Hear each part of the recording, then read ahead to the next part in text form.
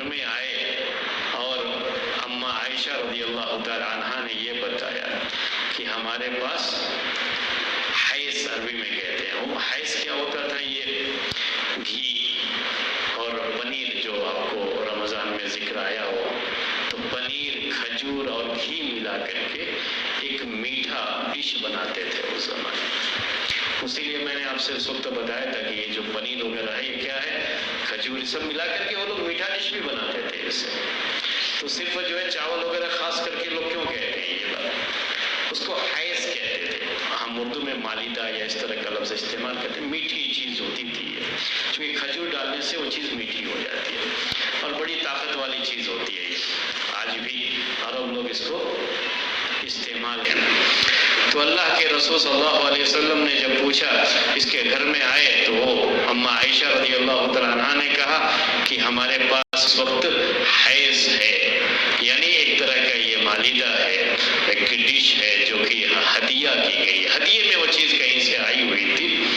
تو اللہ کے رسول صلی اللہ علیہ وسلم نے پہلے ارادہ کر رکھا تھا کہ روزہ رکھیں گے، لیکن جب گھر میں کھانے کی چیز ملی تو آپ نے کہا، نفلی روزہ تھا، کہ میرا ارادہ تو تھا روزہ رکھنے کا، لیکن میں لاؤ کھا لیتا ہوں، آج روزہ نہیں رکھوں گا۔ اور حدیث جو ہم نے آپ کے سامنے پیش کی تھی کہ اللہ کے رسول صلی اللہ علیہ وسلم کبھی کبھی ایسا بھی ہوتا تھا، آپ کا طریقہ یہ تھا، یہ حدیث صحیح حدیث آپ کے سامنے پیش کی جا چکی ہے پچھلے درس میں، کہ آپ گھر میں آئے لیکن پہلے سے آپ نے نیت کر رکھی تھی روزے کی، اور جب گھر میں آئے تو کھانے کے لیے کوئی اچھی چیز نظر آ گئی کھانے کے لیے، تو آپ یہ کہتے تھے کہ میں صبح کیا تھا روزے کی نیت کے ساتھ، لیکن ہے کھانا تو لاؤ کھا لیتا۔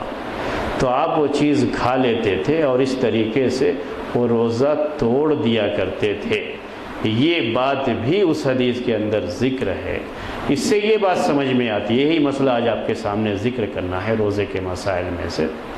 اس سے یہ بات سمجھ میں آتی ہے کہ اگر کوئی آدمی نفلی روزہ رکھا ہوا ہے، سنت کا روزہ رکھا ہے، فرض روزے کے علاوہ کوئی بھی روزہ سب اس کے اندر داخل ہے، تو وہ آدمی اگر کہیں کوئی ایسی چیز اسے نظر آتی ہے، کھانے پینے کا کوئی ایسا مسئلہ ہوتا ہے، کہیں دعوت ہو گئی اور وہ دعوت دینے والا کہہ رہا ہے کھانے کے لیے، اصرار کر رہا ہے، بہت سے لوگ ہیں بے تکلف دوست ہیں اور ان کے درمیان یہ ہے کہ سب کھا رہے ہیں تو وہ بھی بیٹھ کر کے سب کے ساتھ انجوائے کرے، آج کی زبان میں کہنا ہو تو یہ کہہ سکتے ہیں کہ وہ بھی جو چاہتا ہے کہ سب کے ساتھ انجوائے کرے، کھانے پینے کی اس پارٹی میں لوگوں کا ساتھ دے، لوگوں کی جو ہے لوگوں کی جو خواہش ہے اس کے مطابق کرے، تو وہ روزہ توڑ بھی سکتا ہے، جائز ہے اس کے لیے۔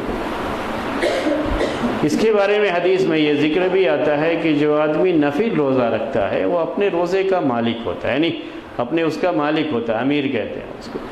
اگر وہ چاہے تو اسے مکمل کرے اور چاہے تو اسے توڑ دے۔ اگر کوئی ایسی ضرورت پیش آئی ہے اور کوئی بہت بڑی ضرورت جس میں فرض روزہ بھی توڑا جا سکتا ہے، وہ مسئلہ نہیں ہے یہاں پہ، ایک کوئی معمولی سی چیز بھی ہو جائے، کھانے پینے کا ہی کوئی مسئلہ ہو جائے، بیٹا ہے وہی ضد کرنے لگا آپ نہیں کھاؤ گے تو میں بھی نہیں کھاؤں گا، اور نفل روزہ ہے تو کوئی بات نہیں ہے، اسے توڑا جا سکتا ہے، وہ اپنے نفس کا مالک ہے۔ یہ بات بھی، یہ مسئلہ بھی اس حدیث سے سمجھ میں آتا ہے۔ آج ہم اسی مسئلے کو آپ کے سامنے پیش کریں گے۔ تو مسئلہ کیا ہے کہ نفل روزہ یعنی فرض روزے کے علاوہ، چاہے سنت روزہ کہیے یا نفل روزہ کہیے، اس روزے میں کوئی بھی شخص اپنے نفس کا مالک ہوتا ہے، اپنے اس روزے کا مالک ہوتا ہے۔ وہ چاہے تو اسے مکمل کرے اور چاہے تو اسے توڑ دے، اس کو دونوں چیزیں اس کے لیے جائز ہے۔ اگر توڑ دے گا تو اس روزے کی قضا کرنا اس کے لیے ضروری نہیں ہے۔ جیسے رمضان کے مہینے کا روزہ یا فرض روزہ کسی مجبوری کی وجہ سے توڑ دیا، کوئی بھی مجبوری آ گئی جس کی وجہ سے روزہ توڑنا پڑا، تو کیا کرنا پڑتا ہے اس کی جگہ پہ؟